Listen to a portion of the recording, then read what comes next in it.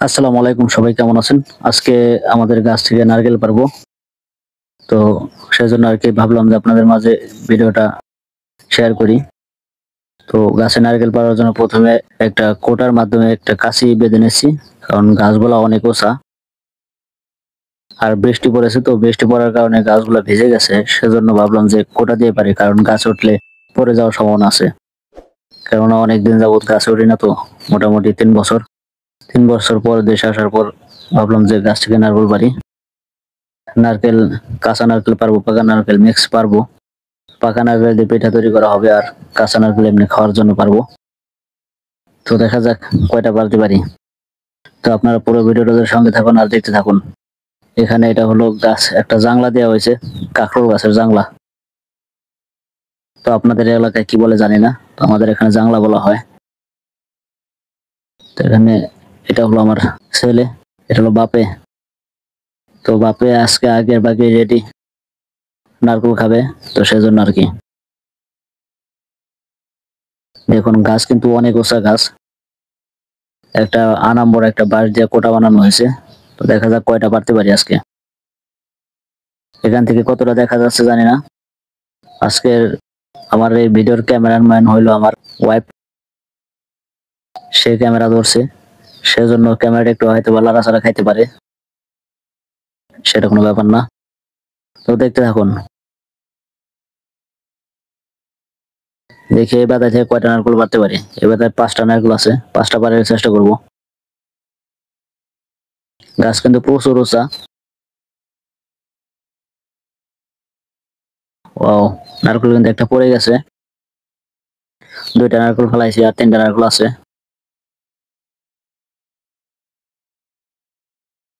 তো মাঝে মধ্যে এরকম দেশে আসছি, তো দেশে আসার পর মাঝে মধ্যে এরকম ব্লগ ভিডিও দিতে থাকবো আপনাদের মাঝে। তো আপনারা অবশ্যই লাইক কমেন্ট শেয়ার করে দেবেন ভিডিওগুলো। দেশে আসার পর এবার অনেক কিছুই পাইলাম, গাছের নারকেল, গাছের জাম্বুরা, আবার গাছের কাঁঠালও পাইছিলাম। আর গাছের আম ছিল, কিন্তু সেটা ফ্রিজে রাখা দেওয়া ছিল, কারণ বাইরে তো আর এতদিন থাকবে না। এটাই হলো শেষ নারকেলটা পারলাম। দেখেন একদম গোটার সাথে বাইরে চলে আসছে। মানে কাশিতে এমন ধার, ধারের চোটে আপনার ওইটা আর পরে নাই, নারকেল বাইরে গেছে, তো তো কাইটা ওটা ছিল নিচে চলে আসছে।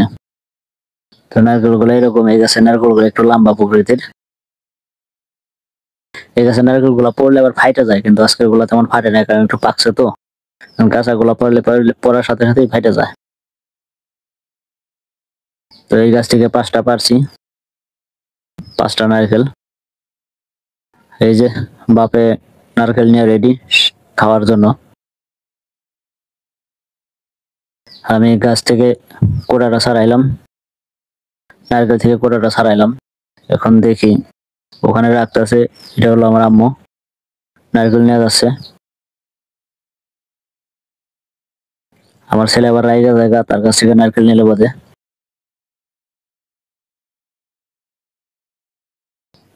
দেখেন না, নারকেলের জন্য দাঁড়ায় আছে, কখন ভাঙা এবার কখন খাইবো, সেজন্য আর কি।